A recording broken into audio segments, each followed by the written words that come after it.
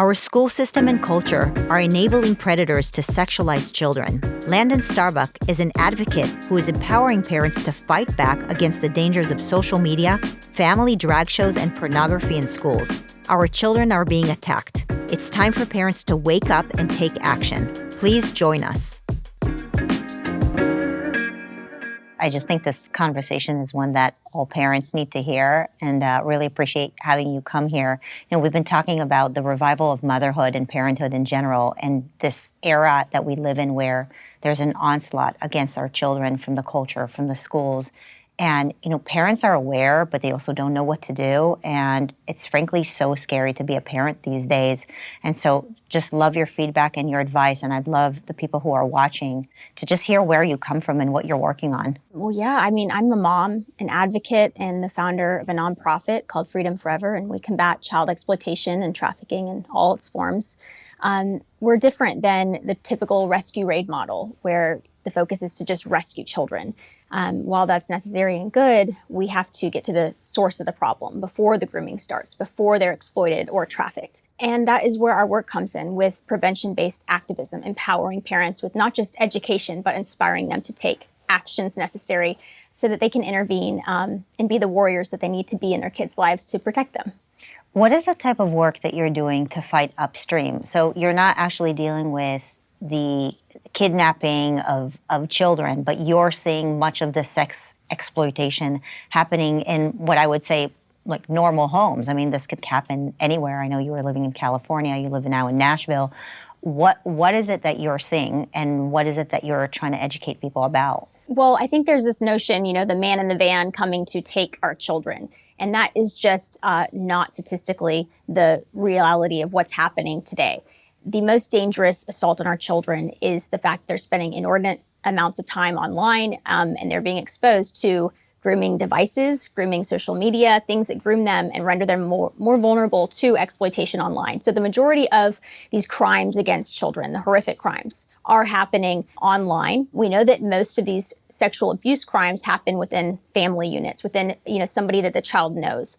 But we also are seeing a huge uptick in online exploitation, particularly with CSAM, child sexual abuse material, which could include videos and photographs of them. And they're being coerced online onto platforms that were never designed for them. They're not safe for them. The adult content that is so prevalent on them is, being exposed to our children. And so we really have to question why that is, what's being done about it, and are the safety controls really adequate to protect them? What is this landscape of sex trafficking online looking like? Can you give me an example of that? It's a suburban young girl who lives in a normal home with a mom and dad, and somehow she goes from, a fun life of ballet to doing what in the afternoons, and how is this even happening? Right. So a lot of parents don't realize a child can be trafficked from their own bedroom without ever coming into physical contact with the perpetrator. And these predators know how to target kids. I mean, they know how this whole process works. They know the vulnerabilities. They know how to create fake profiles. They know how to sextort them, their images, all of those things. So when it crosses the realm of sextortion, so we're seeing a lot more of child-generated CSAM, where they're sending each other nude photographs or videos and sharing this explicit content. The problem is, once that's online, it's pretty much always there. You cannot guarantee that it could ever be taken down.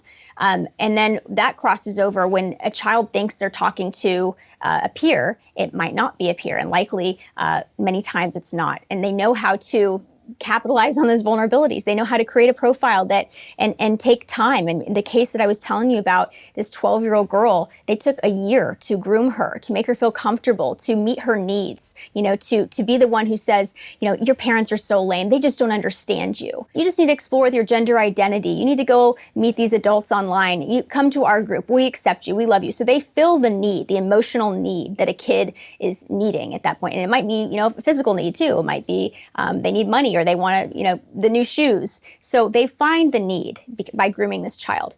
And all they need is one photo, one video. And then they say, we can expose you. We'll put it out. We'll send it to your cheerleading team. You'll get kicked out of school. Your parents, we'll send it to them.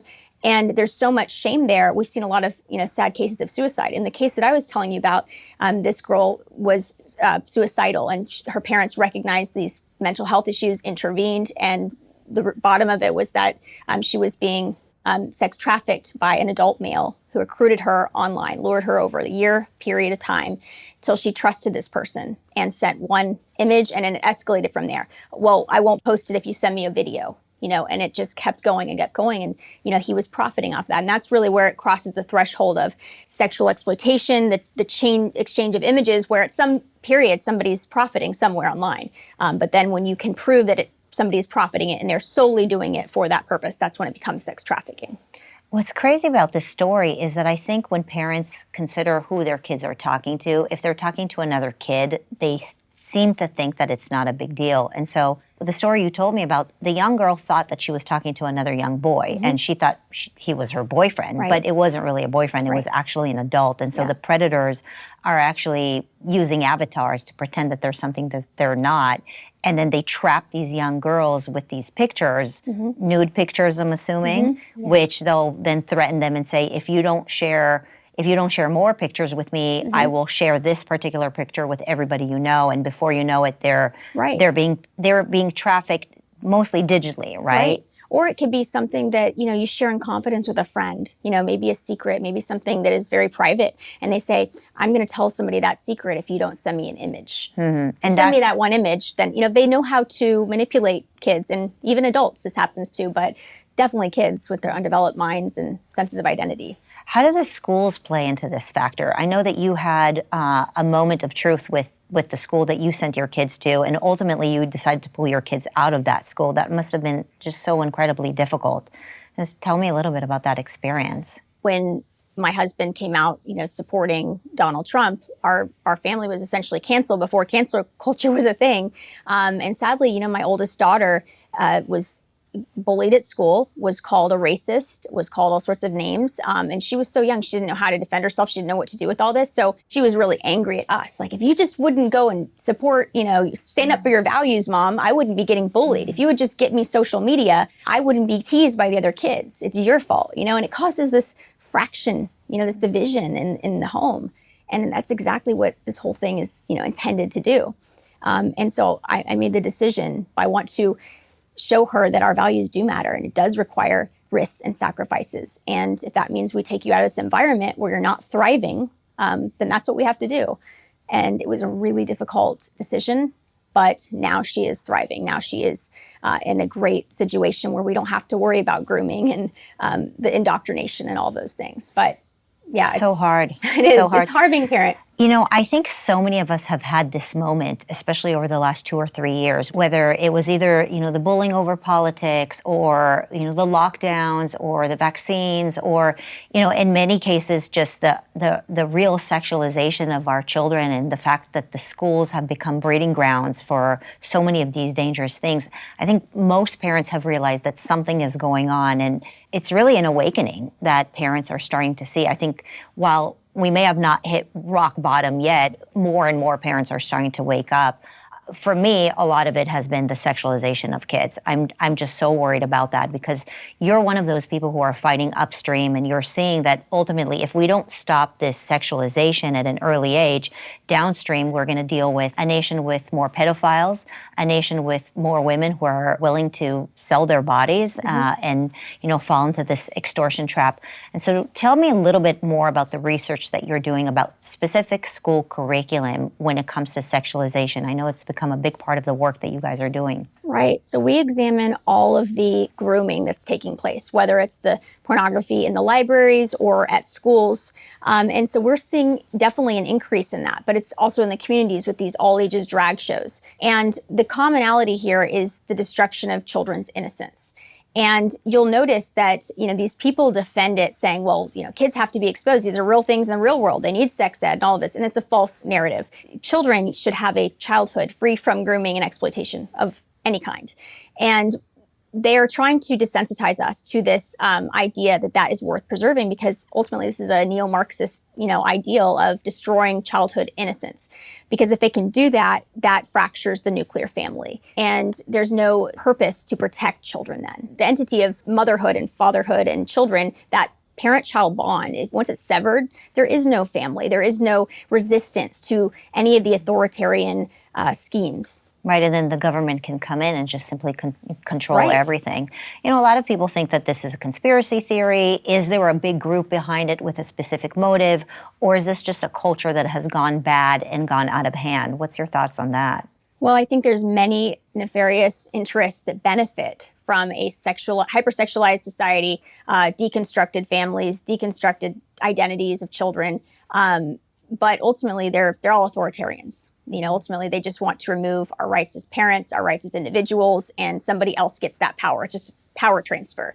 So I think that not to be fixated on who's doing it, but really where it's happening in our communities and how we can make a difference from the inside of our homes out into our community.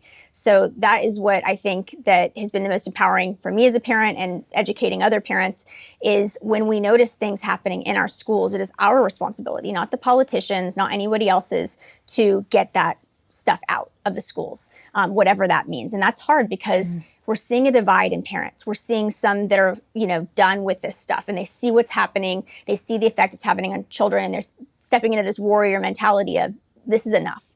And then there's another group of parents that they see it, but they're just afraid. And they're afraid that their kid will be mad at them. They're afraid that they'll ruffle feathers, and they're just, stagnant in this place. They can't confront what's happening. And so I really, I always try to encourage parents that, what's the point of having our values and morals if we cannot live them out? Are we really trying to tell our children to be people of integrity and to stand up for what's right when we won't show them ourselves how we stand up, even when there's risks involved, even when there's sacrifices involved? Then are we just really virtue signaling the same way the left does? Yeah. I feel like so many parents feel like they're being gaslit too, where they don't know what to look for. Something seems off. And then when they ask whether something is off, they say, well, you're imagining. Right. What are things that you have seen in the schools that should trigger some sort of concern in parents? Well, absolutely. I mean, there is no excuse for sexual, sensational type of content. I mean, definitely prepubescent. But in the context of sex ed. As in like sex ed? No, and sex ed being taught traditionally over, the age of puberty, not when they're in kindergarten, but now we're seeing masturbation lessons in kindergarten. We're seeing sexual pleasure-based comprehensive sex ed. So that's not sex ed. That is a pleasure-based. And what is pleasure-based? It's sexualizing children. When you are giving adults, whether they're teachers or strangers, permission to talk to your kid about their sexual pleasure, that is sexual grooming. But we're being desensitized, and we're not recognizing that that's exactly what it is. We're being punished. You get kicked off Twitter if you call the teachers groomers that are doing it, if you hold them accountable. And that's what we're seeing. So why are we being shut down for saying the truth of what's happening in these schools? Giving a child a graphic novel depicting sex act, or a tutorial, or a QR code to go onto an adult website. They are actively sexualizing our kids. It's very difficult to just accept that that is the reality. We are not being conspiracy theorists. We're not exaggerating the truth. It's just a difficult truth. I also noticed that social emotional learning, SEL, has been kind of an excuse or a gateway for a lot of this kind of curriculum. Have you experienced the same thing? SEL is just a Trojan horse to get all the other things in. And I think that's where I was deceived as a parent of this whole idea of anti-bullying and tolerance and inclusivity. I mean, that's just, these words sound so nice. And then you uncover, the agendas. And one thing that they do with SEL, which is a form of grooming in itself, is these little traumatic stories, right? Where, they might be, there might be a death, a very graphic death. There might be a book, depicting abuse, physical, really torture type abuse, things like that, or abandonment, and you have to ask yourselves, why is this literature, why is this being injected into their minds? What educational positive outcome, results in exposing them to this? What is the purpose of this? And it's really resulting in creating little micro traumas, to affect that childhood innocence dynamics. This is not just sexuality. That's the easy pushed. But where they can't get that done, in some of those more conservative areas where the parents are really paying attention, where it wouldn't fly, that's where I think, with the SEL, they get what they can get through done. And it's a progressive process. They kind of want to have them tackle issues that adults really should tackle. Right. And then have them deal with that, but they're still children and they're still supposed to be innocent, but they don't want them to be innocent anymore. So what would you suggest to a parent who does send their kids to a school where they're starting to notice some of these things? I mean, you went through the experience of pulling your kids out of school. You know it's not that easy. There's, I guess, some would say some trauma in that as well. Life is not easy. We have difficult choices to make. Parenting today is not easy. I'm not sure it ever will be. But the only way we're going to, combat this war on children is by becoming warriors. And I think that we have some decisions to make as to what environments we allow our children to be exposed to, whether that's social media, influencers, type of people that they're going to be exposed to, music, shows, education. The teachers, who are they? What kind of people are they? They're spending up to 8 hours there a day. I think we have some serious decisions to make, and I think we need a real strategy as opposed to just trying to fix little things at a time, which I think is good if you have the fortitude to do it. If you're willing to go do the work, do the work. But sadly, there's so many who aren't. And I think that parents have to, have that decision and for their own families of if they're not willing to do the work, then what do? Do you continue sending your child into an environment where there's grooming and exploitation and gender indoctrination and play along with the lies? I mean, what message are we sending our kids then? You have a 14-year-old girl. I'm sure she'd love to be on social media. Are you not letting her go on social? No, I will not allow her on social media. Because not just what I do, but the outcomes. I mean, when a parent has true informed consent over what that decision entails, I see less and less parents agreeing to it at that point. But the problem is there's a disconnect. There's a lack of education. There's an illusion of parental safety controls helping parents, right? There's no incentive for big tech or requirement for them to be implementing accurate safety mechanisms for our children. This is our responsibility. And so we've been lied to. We've been lied to by the big tech lobby, the industry. We've been lied to even by organizations that claim to help protect kids online, that are supposed to help reduce trafficking. They're not telling them the truth about what happens on these platforms, about what grooming looks like on these platforms, about how kids who are struggling with gender identity are actually at an increased rate of being vulnerable to exploitation because they're suffering from mental health issues at the same time. That makes them more vulnerable. So there's just very few people telling the truth. And I think when parents have the whole story, they look at all of the risks, no parent would willingly then say, sure, I would like to expose my 12-year-old to pornography, OnlyFans girls, predators, and just see what happens because I don't want them to feel left out. So I think that we can do better as parents. And it's hard. Again, parenting is hard. This idea that it's not okay for our kids to be mad at us, then we're not doing a good job as being parents. I try to say to my kids no every single day. It's like a vitamin N. Yeah. No. I think it's easier for me to say I'm not going to let my kids go on social media because they're under the age of 10. But you have a 14-year-old, and I'm sure many of the people who are listening on this conversation do have teenagers and really battle with this idea of how do they make their child be that weirdo that is not on social media. And I totally understand this idea that it's super dangerous and they need to be aware of it. But they'll probably say, well, I put parental control. I make sure they only speak to their friends. They only speak to other young kids. I mean, what's your feedback on that? Can you let your kids go on social media and have the parental control systems on?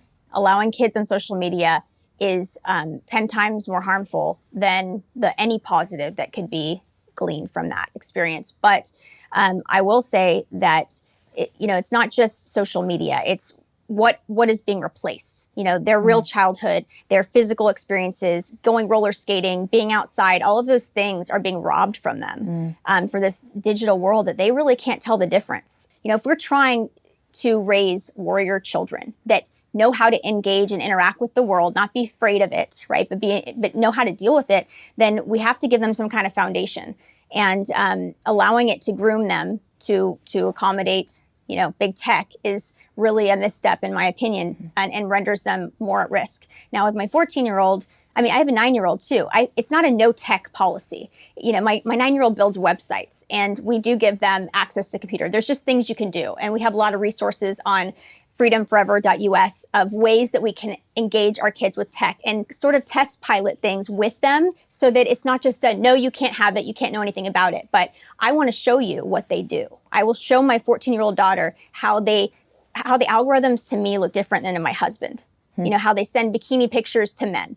Right. But to women, they send beauty things to make us feel like we're not enough, you know, and try to sell us things like that. So they need to understand that before they're sent into the lion's den, you know, hoping that they survive there. They need the digital self-defense skills. They need to understand how it all works before we just let them, you know, have that access. What's the website again? freedomforever.us. So Freedom Forever. And then you also have some advice on other plugins that people can use for their kids. What are those? And can you explain them to me? Right. So, I mean, for parents who are going to make the choice to give them access to some things, right, whether it be YouTube or whatnot, you know, there's really great partners that we have, like Protect Young Eyes, Gab phones as an alternative, Bark, ways that can empower parents and really get into the weeds of exactly what you need to do to protect your home from the inside out and all your children's devices.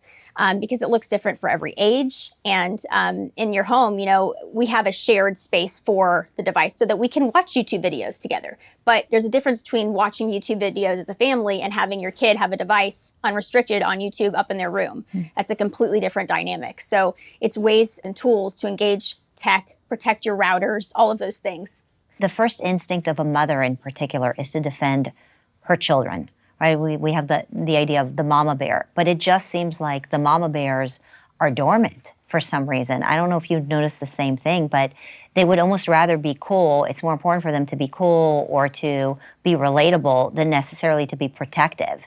And I think in many ways, this is why we're seeing this exploitation of our children, because there's evil that is taking advantage of the fact that the parents are just simply too weak right now. Right. And so what can we do to tell parents that this is their time, this is our time to just step in and step up? Because if we lose this country, if we lose the future of our children, right, then there is no turning back. I don't know how you fix complete chaos. And it just seems like we're headed into complete chaos, and the targeting of our children is so dangerous that I just want parents to remember that we're parents. Right. We have a responsibility to protect these children, even when it doesn't seem cool and even when it's so hard. That's what it means to be a parent. Right, absolutely.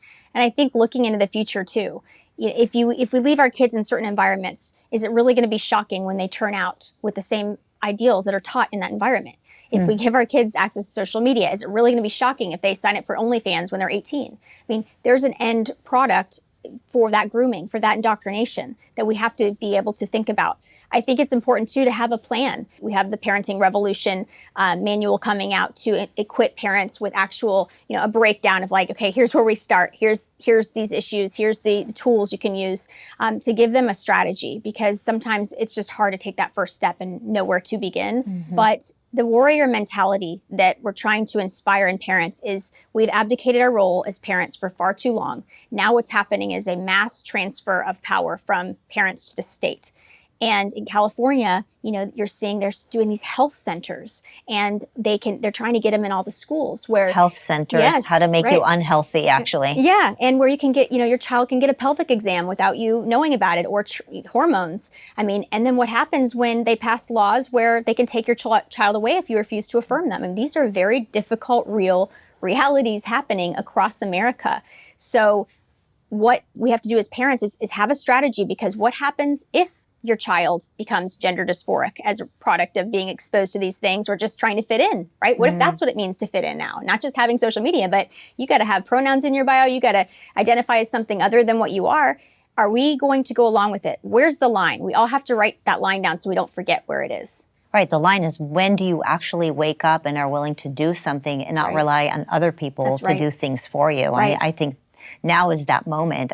In some ways, I'm actually quite optimistic, because I think that the moment you start attacking our children is the moment that we wake up. And I hope that that is the moment that people are aware of the fact that our kids are under attack.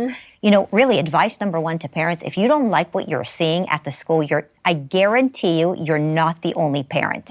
And so you got to lock arm with other parents and fight for, you know, the health of your child, right? The space that you're sending your child to every single day. Lock arms with them and really ask to have the meetings in a town hall space so that you're not fighting alone, because they're going to try to divide and conquer and make sure that, you know, you're not all organized. And then once you are organized, it's really important that things are recorded and you actually have specific action items and you're not just being heard, because that's the second step. And so step number one is the administrator would say, oh, let's meet alone so I can listen to you. And they'll show up with a notepad like this and they'll take a bunch of notes and they'll pretend to be listening, or maybe they will be listening, but they'll likely do very little about it, and they'll slow play, but they're not actually doing something. And so organize. Next thing is have a clear understanding of what you want to get out of this town hall and demand deadlines. If you can't actually give me a deadline by when I can see the change, give me the deadline by when you will tell me that you're going to implement some of the change. And I think those two elements are so significant. You can't fight alone. You gotta do it in a town hall experience. You gotta lock arms with other parents, because that's what they're gonna try to do. That's what you guys are doing. You're trying to organize the parents. It's what we're trying to do here at PragerU, is just get parents to understand that they're not fighting this alone. We've been gaslit for far too long. We also need to understand what it is that we want our kids to learn. It's not only what we don't want them to learn, but what are our expectations as parents, right? If I'm sending my kids to you for 8 hours every single day, you know that I'm going to have expectations out of this place. And it's not going to be this vague social emotional thing with a continuous change in curriculum based on whatever the social media mob is requesting at that point in time. And so I think so many of these things are just crucial that parents can wake up. And I mean, we're fighting against so much evil between, you know, the bigger scope of what's happening in our culture and the teacher unions. The teacher unions who are not advocating for teachers. When I was a teacher, they didn't advocate for me. They're not advocating for kids. I mean, you can hear the head of the teacher union speak about how they actually don't care what the kids want, right? And so it's not for the teachers, it's not for the kids, certainly not for the parents. And so what's left? The bureaucrats and the politicians. And so, but there are a lot more parents out there than teacher union members. It's just the parents need to wake up and be aware of the fact that we need to prioritize our kids. You're so right. And it requires activism. It doesn't require merely sending a letter saying, I'm appalled, this is, you know, inappropriate. You have to have an action plan. And you also have to ask very specific questions. If you're thinking about sending your kid to a private school, don't assume, oh, it's a private school or it's religious. That's not going to have any of the garbage. Problem solved. You have to ask specific questions. Like, do you believe you could be racist against a white person? If they can't answer that question, that's how you know if there's CRT there or not. Those specific pointed questions requiring them to admit what their values are and how they look, not just saying, no, we don't have CRT. Because that's, you know, how they gaslight. They say, oh, we don't do SEL, we don't do CRT, or we believe everybody's, you know, equal. We just strive to have, you know, this typical canned responses. We're so tolerant. Yes, exactly. We value everyone's opinion. You know, you have to really get down to the meat and potatoes of how do you handle this situation? There's something incredible that you told me earlier. It's actually quite frightening, and we both notice this in our work for, you know, advocacy and awareness of what's happening in schools. And that is that we're seeing actual schools that are in conservative districts being targeted with this hypersexualized education. I gave the example of the Conejo Valley and Simi Valley in California. I know that this is also happening in many schools in Nashville. We've both spoken about what is happening in Salt Lake City, Utah. Why are they targeting conservative schools with this ideology? And how's it even happening? If the majority of the parents are conservative, why are the kids being fed a steady diet of garbage in these schools? So Tennessee, Ruby Red State, right? All across Tennessee, we have all ages drag shows popping up in virtually a couple months, every deep red pocket. And I started noticing a pattern. And then, you know, we saw them across red states, but I was really interested in why they were focusing on this very conservative Bible Belt area with these all ages drag shows, which many of them have this explicit adult content in front of children. And I started realizing, well, conservative values, conservative families are the last tight pockets of conservatism and family values, protecting child's innocence. So they really need to focus on those things if the intention is to destabilize children's identities with the gender theory and dismantle the nuclear family. They have to target those strongest areas where the most resistance would happen. And one thing that was surprising to me and a little disheartening to see is that how quickly they became desensitized. Like at the very beginning, they're like, oh my gosh, all ages drag shows. We can all, recognize that drag is an adult performance art or whatever you want to call it, but it's definitely not appropriate for kids. Everybody was outraged, right? But nobody wanted to show up. Nobody wanted to protest. Nobody wanted to call the mayor and petition city leaders and everybody to mobilizing what we had to get done.